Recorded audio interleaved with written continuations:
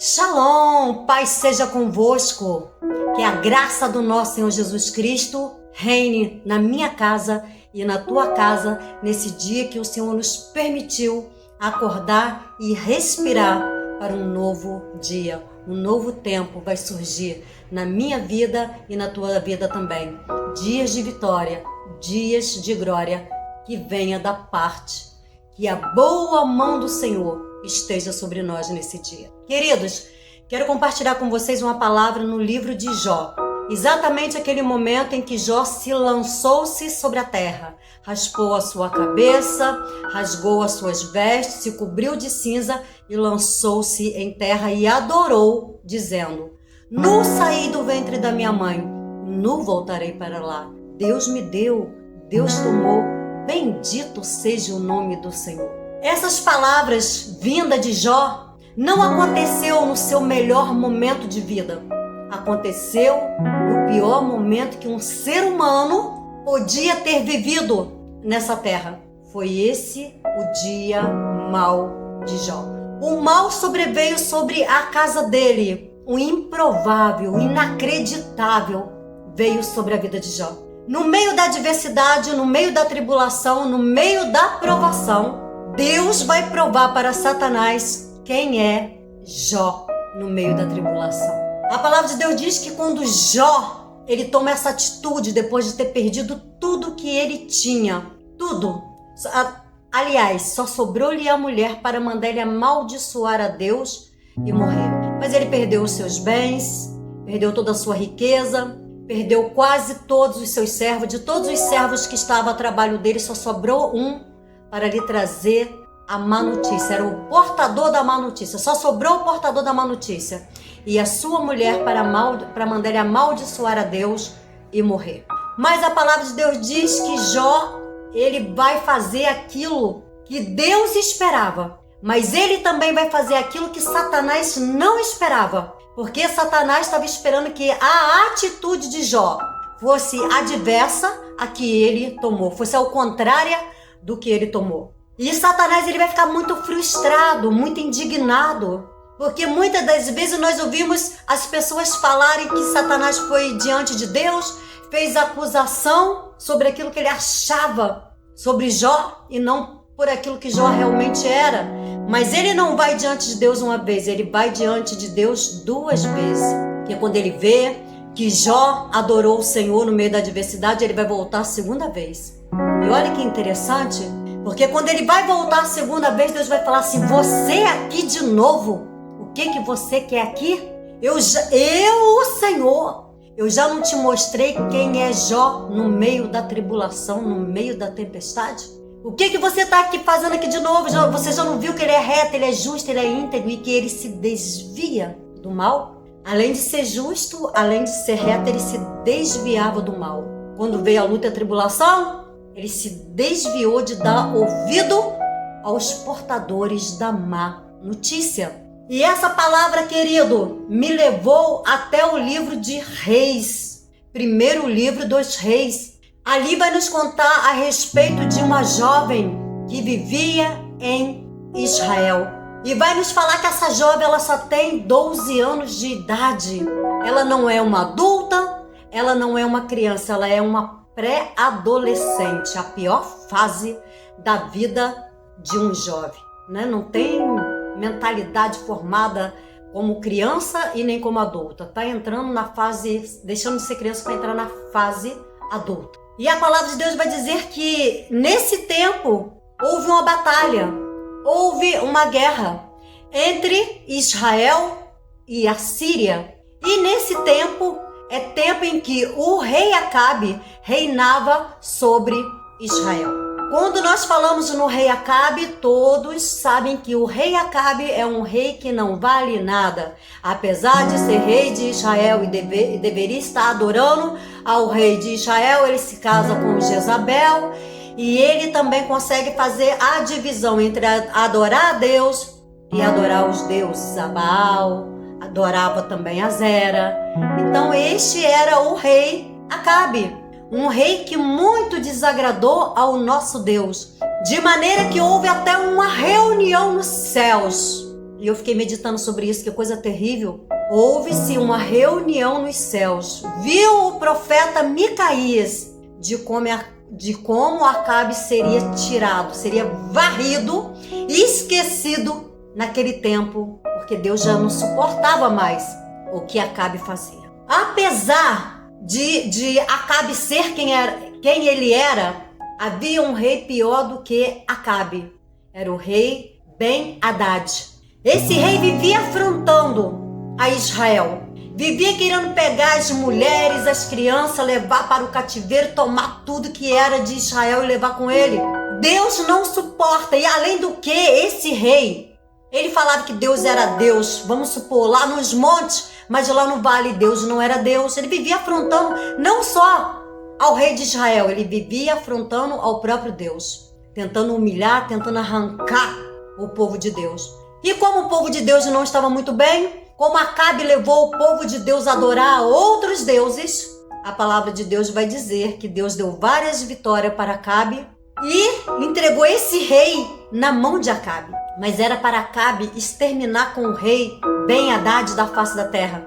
Mas Acabe, que tem seu coração totalmente corrompido, que não consegue ser um adorador de Deus, a Deus, somente ao Senhor nosso Deus, ele vai fazer uma aliança.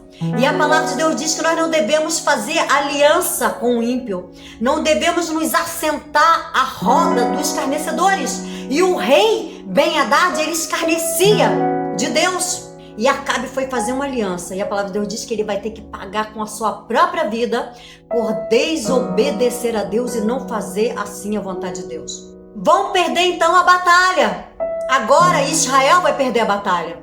O povo vai ser levado ali em uma leva para a Síria, para servir de escravo naquele lugar. E ali vai ser levada uma menina que tem 12 anos de idade. A palavra não vai nos dizer quanto tempo ela ficou na Síria. Eu não sei se ela voltou ou não voltou da Síria. Eu sei que ela foi levada como escrava para a Síria. E quando ela chega na Síria, ela vai servir na casa de Naamã. Naamã, o leproso. Lepra era problema lá em Israel. Era dado como pecado diante dos olhos do nosso Senhor. Mas na Síria estava tudo bem. E lá Naamã, o leproso, ele é aquele que está na frente da guerra, está na frente da batalha. E olha que interessante, porque Deus vai dar vitória através de Naamã. Porque Deus, querido, ele conhece, não hoje, Deus conhece o dia de amanhã. Deus conhece hoje, Deus conhece o que vai acontecer daqui a 1000 anos. Deus conhecia o coração de Naamã e Deus tinha uma obra a fazer no coração daquele homem, na vida daquele homem. Lá vai aquela jovem levada para a casa de Naamã, o leproso. E quando ela olha e vê que seu senhor é leproso, ela vai dizer para a esposa de Naamã: olha, se o meu senhor, se ele soubesse que lá em Israel há um profeta que fala em nome de Deus e as coisas acontecem, olha que coisa maravilhosa, lá em Israel, de onde eu vim, tem um profeta por nome de Eliseu. E quando esse homem, ele profetiza ou ele fala em nome de Deus, acontece. Que coisa extraordinária! Aquela menina, no seu momento de dor, no seu momento de angústia, no seu momento de tribulação, sendo levada cativa para a Síria, ela foi capaz de dar testemunho sobre o Deus de Israel. Tudo isso, queridos, porque a palavra de Deus nos diz no livro de Provérbios: ensina o menino no caminho que deve andar e ainda que cresça não vai se desviar-se dele. A menina foi ensinada quem era o Deus de Israel e a boa fama de Eliseu corria. E ela ouviu dizer que lá, na cidade onde ela estava, tinha alguém dessa maneira. E ela vai dar testemunho sobre o Deus dela. E ela vai dar testemunho sobre o que o Deus de Israel é capaz de fazer através de mim e através de você que está me ouvindo. Nós não fomos chamados, queridos, para ficar parado. Nós fomos chamados para falar da boa obra que o Senhor pode fazer na vida daquele que está cativo, na vida daquele que está enfermo, na vida daquele que está oprimido. Porque foi isso que aquela jovem fez, aquela criança fez. Nós não sabemos quem era ela Israel. Mas a palavra de Deus vai dizer quem é ela quando foi levada como escrava para servir em terra estranha. Ela não esqueceu quem era Deus. Ela não esqueceu. Ela falou que há um Deus em Israel que tudo podia fazer. E eu quero te dizer nesse dia, você que está me ouvindo, que há um Deus nos altos céus que não mudou, porque Ele é imutável. Ele continua sendo Deus que cura, liberta, salva, restaura, resgata e faz coisas grandes, extraordinárias na minha vida e na tua vida também. Que nesse dia está desesperado e não sabe o que fazer. Não sabe não? Então ouve que o Deus de Israel pode mudar a tua vida e mudar a tua história nesse dia. E ela vai dizer para a mulher de Naamã, e a mulher de Naamã vai dizer para Naamã que lá em Israel, o profeta Eliseu, ele faz coisa extraordinária no nome de Deus. O que você tem feito em nome de Deus? O que você tem espalhado em nome de Deus? Qual tem sido o seu testemunho diante de Deus? Qual tem sido o seu testemunho diante do inimigo? Porque Jó deu bom testemunho diante do inimigo. Deus esperava exatamente isso de Jó. O inimigo não, mas Deus esperava exatamente isso de Jó. Dá um bom testemunho a respeito de quem é Deus. A menina deu um bom testemunho diante dos seus inimigos, porque ela foi levada para aquela terra ali. E ela foi levada como escrava, para servir como escrava. Nós não sabemos quem era ela em Israel. Nós vamos saber quem é ela agora lá na Síria. Bem, Naamã, como eu falei para vocês, Deus tinha uma obra na vida de Naamã. Deus tinha uma grande obra a realizar-se na vida de Naamã.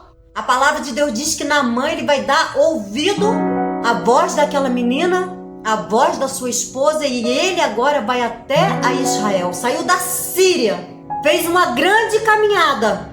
Ele acreditou que realmente o Deus de Israel poderia fazer algo em prol da sua vida, em prol da lepra que tinha tomado conta do seu corpo.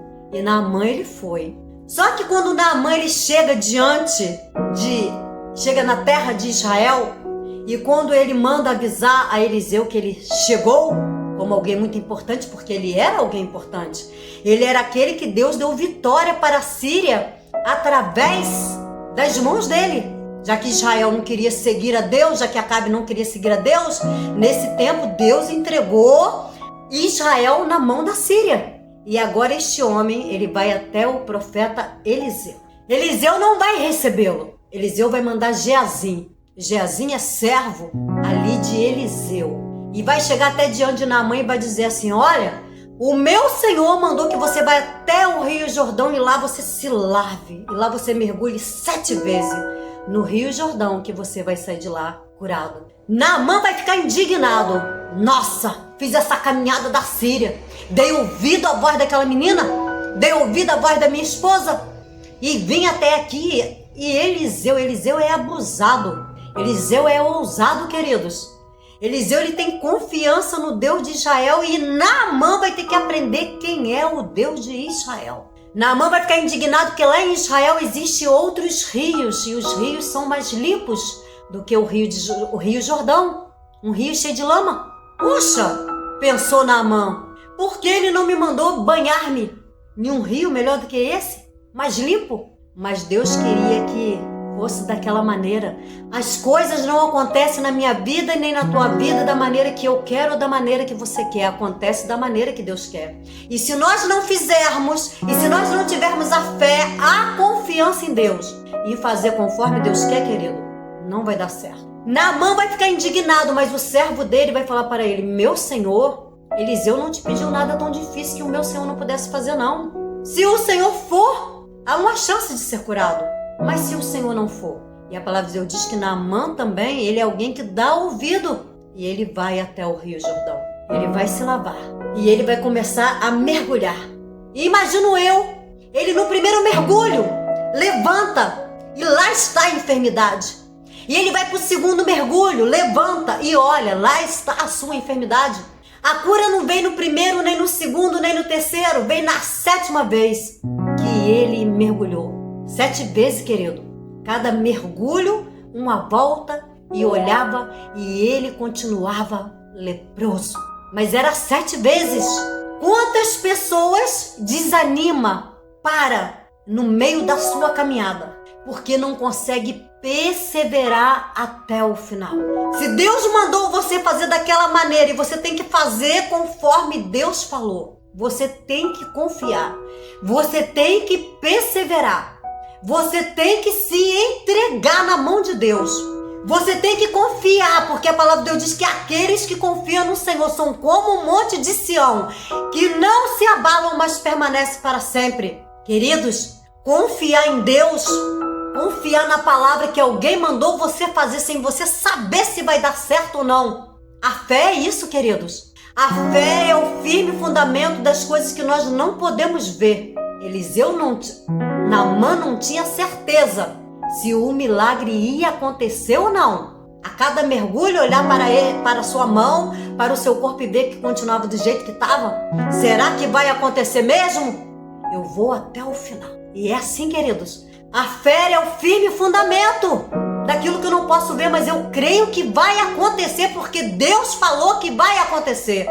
E a palavra de Deus diz que Deus não é filho do homem para que minta ou se arrependa daquilo que ele disse que vai fazer na minha vida e na tua vida também.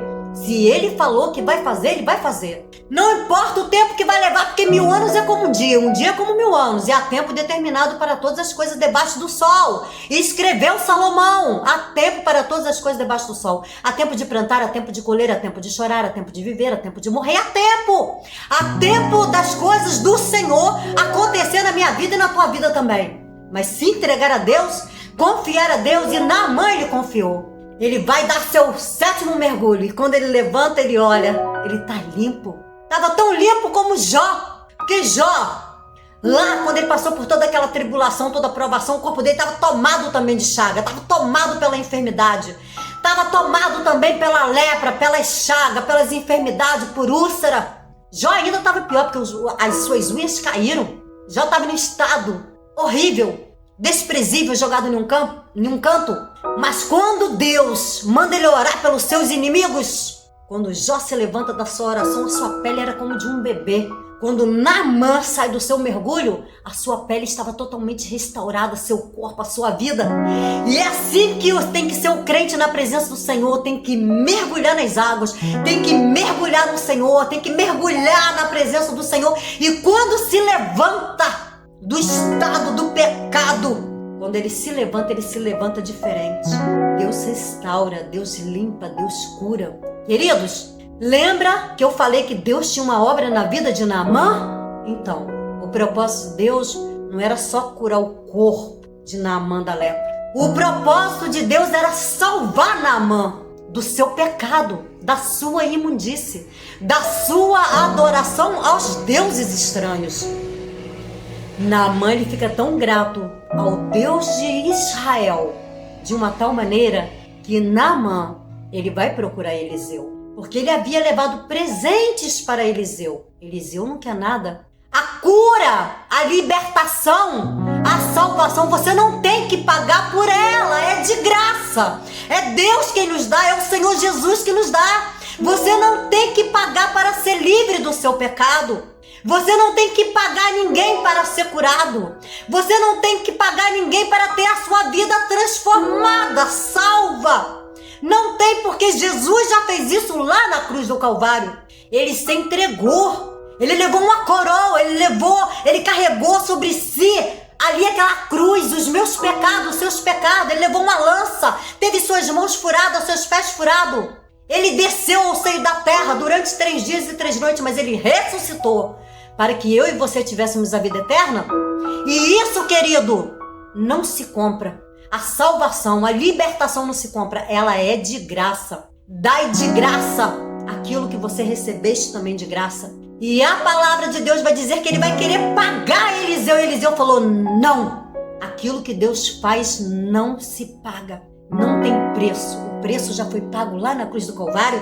Se tem alguém te cobrando por milagres, não é o Senhor. O Senhor já pagou por amor a mim e amor a você também. Queridos, a palavra de Deus diz que Naamã, foi até Eliseu. Eliseu não recebe nada, mas Naamã vai falar assim: olha, tudo bem, você não quer nada não? Ok, entendi tudo.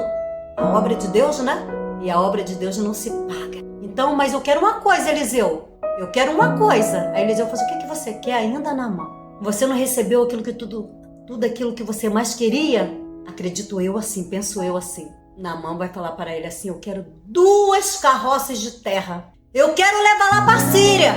E quando eu chegar lá na Síria, eu quero derramar sobre um lugar e ali eu vou adorar o Deus de Israel. Eliseu vai falar para ele, não, Naamã. Não existe um lugar específico para você adorar a Deus. Você tem que aprender a adorar a Deus aonde você estiver. Não se adora a Deus só em um templo ou em um pedacinho de terra. Se adora a Deus e se dá testemunho de quem Deus é em todo o tempo. Naamã entendeu isso. Naamã vai olhar para Eliseu, querido, e vai dizer o seguinte, então, Eliseu, você bem sabe que eu sirvo ao rei da Síria. Então, todas as vezes que ele entrar lá no templo, eu vou ter que entrar junto com ele. Mas nunca mais eu vou adorar a outros deuses, ao não ser o Deus de Israel. Testemunho, querido, o testemunho de Jó diante do inimigo, o testemunho da jovem que foi levada cativa, foi levada para ser escrava, no meio dos deuses estranhos, no meio de um povo estranho. Mas mesmo assim ela deu testemunho de quem era o Deus de Israel.